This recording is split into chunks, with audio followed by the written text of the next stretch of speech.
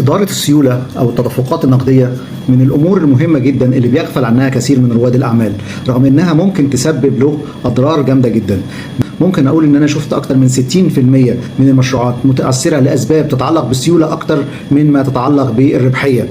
فإدارة السيولة مهمة جدا إن أنت تعمل تخطيط جيد ليها. التخطيط الجيد ده يكون مهم جدا خاصة إذا كانت في الفترة الزمنية وليكن على مستوى الشهر مش كل الإيرادات داخلة في نفس الشهر ومش كل المصروفات خارجة في نفس الشهر. إذا كان في أي سداد معجل أو سداد لاحق أو إيرادات، بالتالي إيرادات معجلة أو إيرادات لاحقة، وفي نفس الوقت لو كان في مصروفات معجلة ومصروفات لاحقة، فبالتأكيد لازم يكون عندك إدارة جيدة للسيولة. هنمسك على مستوى شهر بشهر أو الوحدة الزمنية بتاعتك هي الشهر، ونبدأ نحسب حسبة تانية بعيدة تماما عن الأرباح والخسائر، وهي الإيرادات الداخلة فعلا في هذا الشهر كام والمصروفات الخارجة مني في هذا الشهر كام.